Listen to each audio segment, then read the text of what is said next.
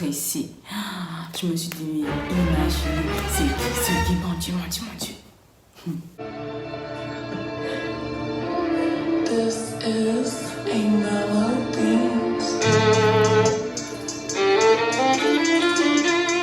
Tout le monde, j'espère que vous allez bien. Moi ça va, comme d'habitude. Et donc je voulais dire bonjour aux nouveaux abonnés. Moi c'est Anna, j'ai 25 ans, je suis gabonaise, je vis au Maroc, enchantée. Toi c'est qui? Donc dites-moi en commentaire vos prénoms, comme ça. Et puis dites-moi d'où est-ce que vous venez, je sais pas moi, Côte d'Ivoire, Gabon, France, bref. Dites-moi d'où est-ce que vous... Aujourd'hui, on se retrouve là pour une petite story time. Je sais que vous aimez bien ça. Et voilà, j'ai fait un petit sondage sur Instagram. Donc pour ceux et celles qui ne me suivent pas, qu'est-ce que vous attendez? Franchement, je vous propose du contenu de qualité, sans vouloir me... Voilà, donc allez vous abonner, comme ça, voilà, franchement en story, je suis un peu active. Et puis sur mon feed, je poste souvent des looks. Donc pour ceux et celles qui ne sont pas abonnés, allez vous abonner tout de suite. Et sur YouTube et sur Instagram. Moi, je vous attends. Ok, c'est bon. Donc... aujourd'hui, on est là pour une petite story time. Je vais vous raconter le jour où j'ai failli aller en prison, les gars. Je devais aller en prison. Je vais dire quoi à mon père et ma mère? Mon Dieu. Donc, l'histoire se déroule chez ma tante au de Guégué parce que j'étais allée faire un week-end là-bas. Et donc, c'est comme ça qu'un après-midi, on va l'appeler Joseph. C'était mon meilleur pote. Bon, quand j'étais un peu plus jeune, parce que là, voilà quoi. Donc, on va l'appeler Joseph, mon meilleur pote et tout. Donc, Joseph m'écrit que, ah ouais, tu fais quoi, t'es où et tout machin. J'ai dit, ah, je suis au du Guégué. Il m'a dit, ah, mais ça tombe bien, parce qu'en fait, moi, je restais à lui, donc c'était toujours pas loin du haut du Guégué. Donc, il me dit que, ouais, voici, voilà, genre, on va appeler. Bon, ils étaient 4, ses potes. Donc, il y avait Joseph. Et il y avait son ami qui habite au Haut-du-Guégué, on va l'appeler Marc. Et Marc et Joseph avaient 2 potes à eux, mais que je connaissais aussi en fait. 2 potes à eux, et leurs potes là, ils avaient leur copine. Et il y avait une autre amie qu'on avait en commun, genre une fille, bon, que je connaissais, qu'eux aussi ils connaissaient. Donc on va appeler la fille Jessica.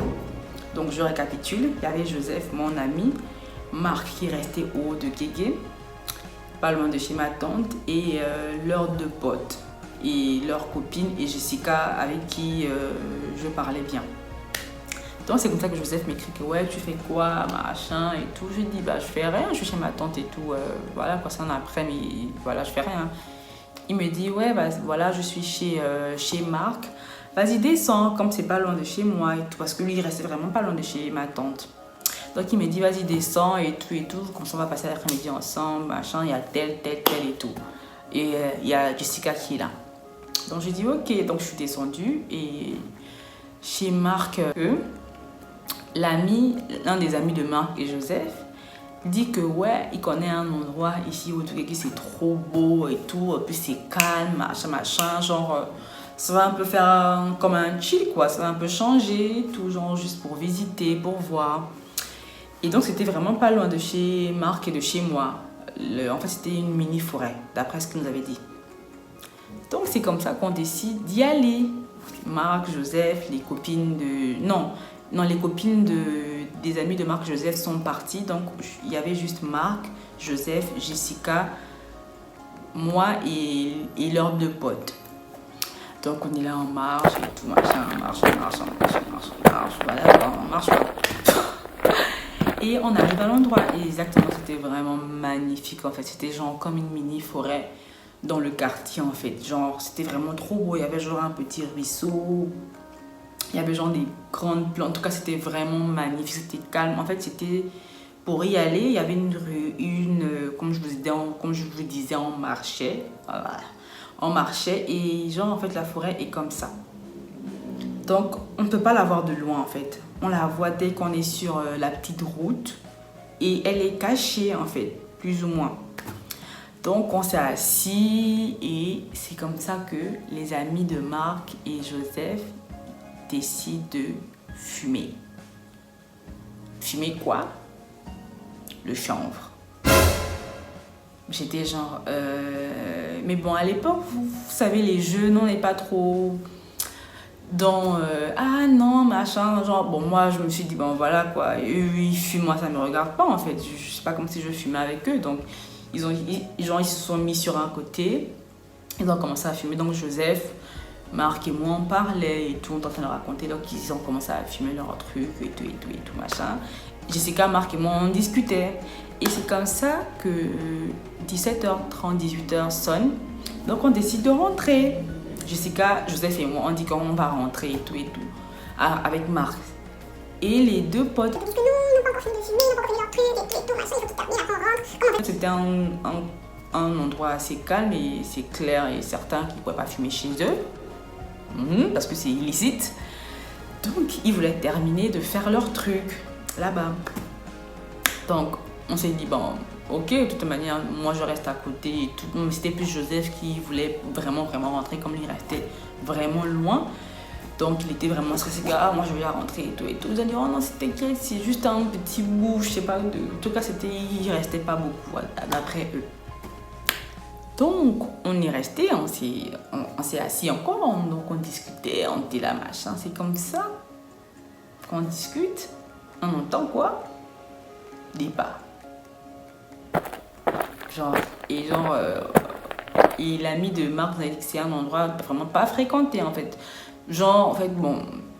En fait, il n'y avait jamais des gens. Toutes les fois où il est venu là-bas. Donc, c'est comme ça qu'on n'entendait pas. Genre des pas, mais des gens qui sont... plusieurs pas, en fait. On commence à stresser, qui met ses pieds et tout, et sachant qu'ils étaient en train de faire quelque chose d'illicite. Donc moi, pour petite fille, je fais rien, moi, mon Dieu. J'ai commencé à stresser. Je me suis dit, mais imagine, c'est qui, mon Dieu. Et c'est qui c'est? La PJ. En fait, c'était c'était pire que ce que j'imaginais. En fait, moi, je me disais, c'était sûrement quelqu'un, un grand du quartier, ou je sais pas moi, quelqu'un, voilà, quoi, mais pas la PJ, pas la police. Par la police, en fait. Mon Dieu. Genre, je suis où là? Je suis où? En train de faire quoi? Oh, me mélanger. Mon Dieu, j'ai commencé à stresser. Parce qu'en fait, je dis la police parce qu'on a vu leur combinaison. Genre, ils avaient des pantalons les pantalons militaires. Et ils étaient, parce que la PJ, pour ceux et celles qui ne le savent pas, c'est la police, en fait, judiciaire. Et souvent, ils sont en civil. Donc c'est comme ça qu'ils arrivent et tout, genre, et ça sentait la fumée, la cigarette, comment on appelle ça, leur truc là, ça sentait le champ. Ils commencent à dire, qui fume ici? Hein? Vous êtes en train de faire quoi? Vous allez là en tôle. Ils ont commencé à appeler, et genre le gars et tout, il a commencé à appeler son supérieur.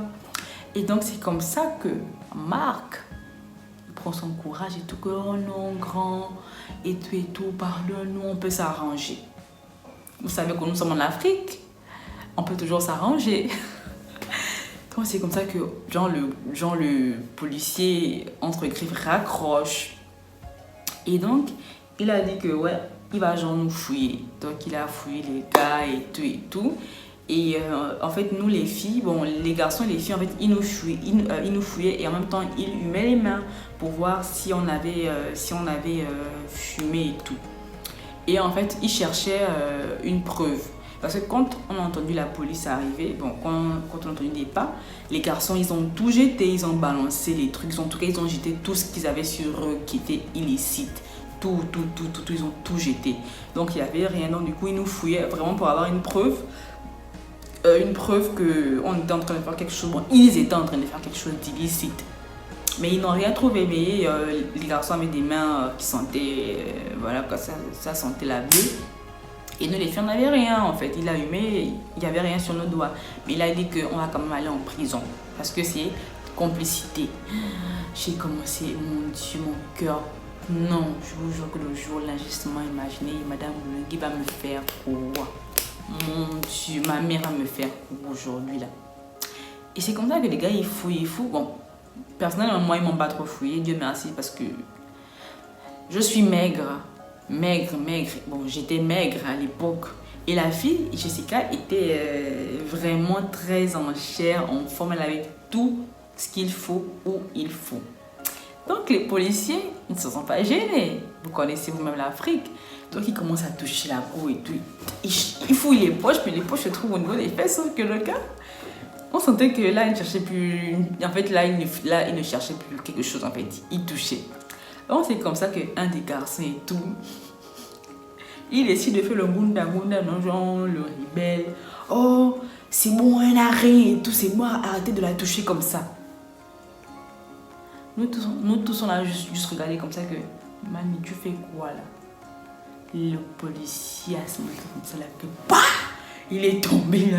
Que je te prends pour qui? Tu me parles comme ça que tu es qui? Hein?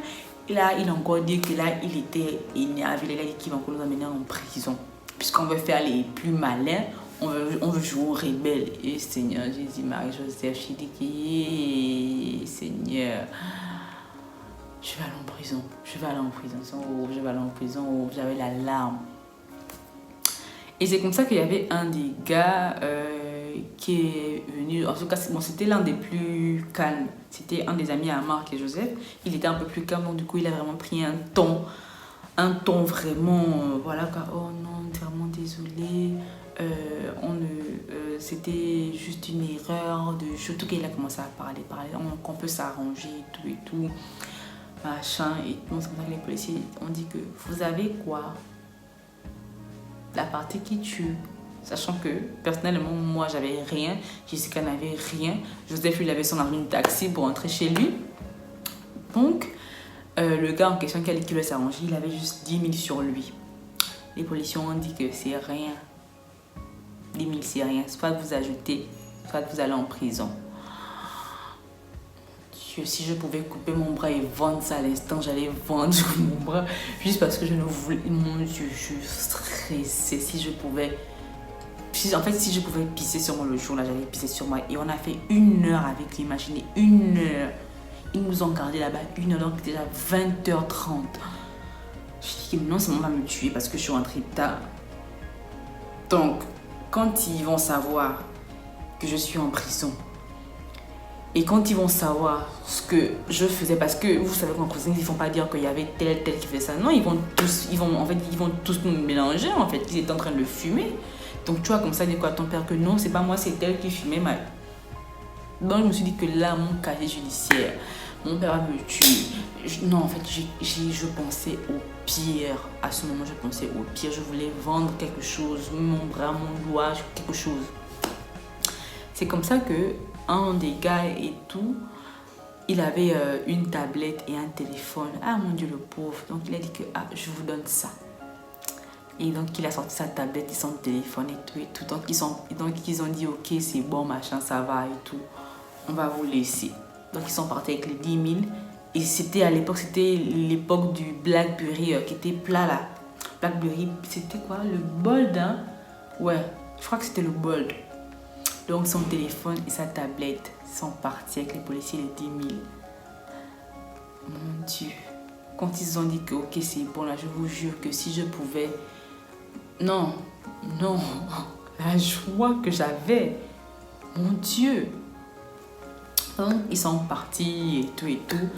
Avec les choses. Donc nous on est maintenant rentrés chez nous. Et le lendemain maintenant, c'est comme ça que Marc nous appelle. Et bon, il a appelé Joseph. Et Joseph, c'est Jean-Joseph qui m'a dit que Lévin quoi? Je dis quoi? C'était pas des vrais policiers. Donc en fait, c'était des civils. Mais en fait c'était des grands du quartier. Et ils avaient l'habitude de faire ça. Comme ils savaient que c'était un endroit calme. Là où souvent des jeunes garçons venaient faire des gens venaient fumer. Donc qu'est-ce qu'ils faisaient tous les soirs? Quand la nuit tombait, ils mettaient des pantalons militaires. On vend ça partout, en fait, les trucs militaires là, avec des t-shirts. Et comme ils savent que la PJ est souvent un civil comme ça, donc ils mettaient des chaussures et tout pour faire peur et pour escroquer les jeunes, en fait. Donc, c'était pas des vrais policiers, c'était des arnaqueurs, des grands du quartier. J'ai dit, mais mon Dieu. En fait, bon, personnellement, moi, j'avais rien donné parce que j'avais rien ce jour. Mais j'ai juste pensé à l'ami de Marc qui avait sa tablette, son nouveau téléphone. Et j'ai juste pensé au stress que j'ai eu, qu'on était tous énervés le jour-là. Non. Bon, plus Marc, parce qu'en fait, c'était Marc et ses amis qui étaient vraiment au bout parce qu'ils avaient donné leur truc. Et donc, Marc et ses frères ont décidé de chercher les 2 gars là pour les bastonner parce qu'on s'est dit mais ils nous ont escroqués en fait, non seulement ils nous ont fait peur et voilà quoi, mon Dieu, c'est cruel en fait, j'aurais pu me faire pipi dessus et en plus le con c'est qu'ils ont giflé. Moi ce que j'ai retenu de cette histoire c'est que ne plus jamais traîner avec n'importe qui, ne plus jamais aller dans les endroits que tu ne connais pas et de 4, ne plus jamais être témoin de quelque chose que tu sais qui n'est pas bien en fait. Si tu sais que c'est pas bien, soit tu pars, soit tu leur dis d'arrêter. C'est ce que moi j'ai compris et c'est ce que j'aimerais que vous puissiez comprendre. Je sais que c'est qu'il y a des jeunes qui me regardent, mes petits frères, mes petites soeurs qui me regardent. Ne vous mettez pas dans des situations ambiguës en fait. Surtout quand quelqu'un fait quelque chose de pas bien, soit vous lui dites, soit vous partez en fait. Parce que s'il y a un problème, on va tous vous mélanger. Que tu aies fait la chose ou pas, on va te mettre dans le même bateau. Donc, cette petite vidéo est terminée. Donc, cette petite story time est finie. J'espère qu'elle vous a plu. Donc, si elle vous a plu, n'hésitez pas à mettre un pouce bleu, à vous abonner, à commenter. Et n'oubliez pas de mettre vos prénoms et vos villes et d'où est-ce que vous venez. Et bisous!